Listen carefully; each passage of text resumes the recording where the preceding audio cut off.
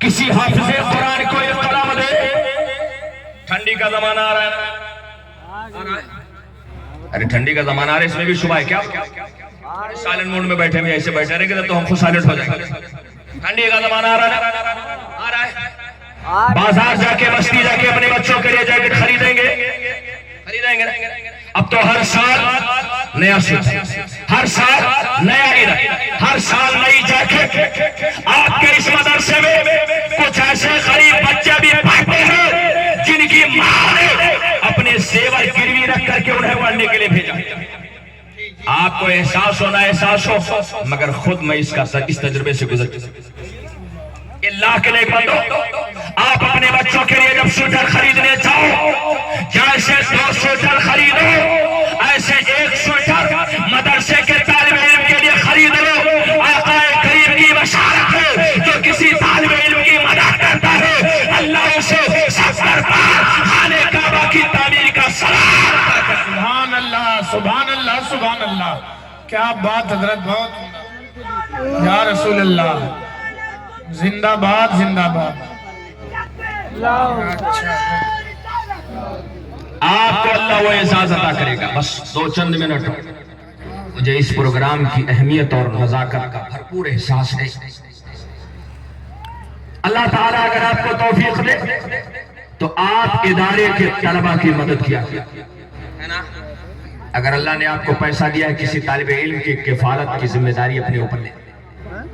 مہینے میں 1000 روپے 500 روپے آپ اس کو دے دیا کریں. یقین رکھیں مسلمانوں کہ جب تک وہ طالب علم زندہ رہے گا, جب تک وہ قرآن پڑھے گا, حدیث پڑھے گا, اور جب تک اس کے پڑھائے ہوئے شاگرد پڑھیں گے اور پڑھائے ہوئے شاگرد پڑھیں گے, یہ سلسلہ قیامت تک چلتا رہے گا.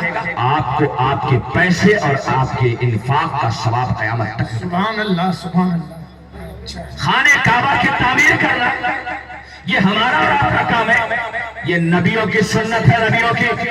لیکن اگر آپ نے کسی طالب علم کو ایک قلم دے دیا تو یاد رکھے, ایک بار نہیں بلکہ حدیث کے مطابق اللہ 70 بار خانہ کعبہ کی تعمیر کا ثواب عطا کرے. سبحان اللہ.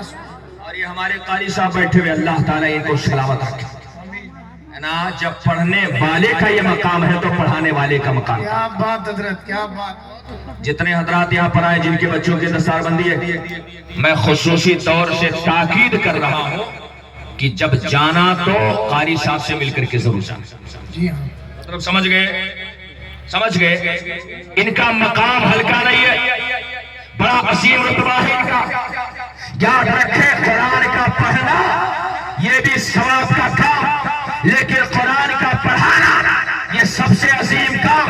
میرے آقا کی حدیث پاک ہے, خیرکم من تعلم القرآن وعلمہ, تم میں سب سے بہتر وہ ہے جو قرآن سیکھے اور پھر قرآن کے سکھانے کا کام کرے. بتائیے چلا اس روئے زمین پر سب سے بہتر انسان وہ ہے جو قرآن سیکھے اور درسگاہ میں بیٹھ کے بچوں کو قرآن کی تعلیم دے. ان کا عظیم مقام ایک بڑے عظیم قاری گزرے ہیں, حضرت امام عاصم کوفی.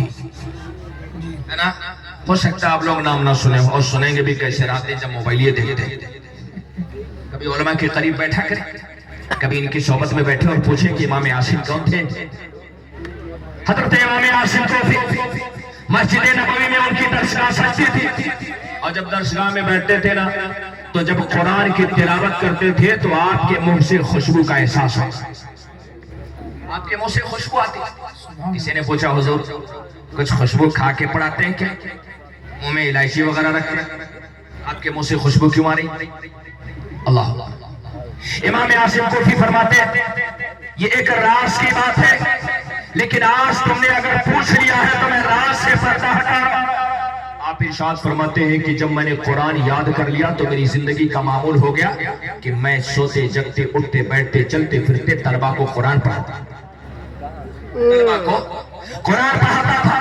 اور جب میں سویا کرتا تھا تو اس انداز میں سوچا تھا کہ میرے چارپائی کے ارد گرد طلبہ بیٹھ جایا کرتے تھے اور ان کو میں قرآن پڑھایا کرتا تھا. پڑھاتے پڑھاتے میری آنکھ لگ جاتی تھی. ایک دن میری آنکھ لگی تو میں نے کیا دیکھا کہ خواب میں جانے کائنات تشریف, ماشاءاللہ, خام میں آقا دو جہاں تشریف لائے. جب آقا تشریف لائے تو میرا گھر حضور کے خوشبو سے معطر ہو. اور آقا دو جہان ارشاد فرمائے اے عاشق ذرا اپنے منہ کو میرے منہ کے قریب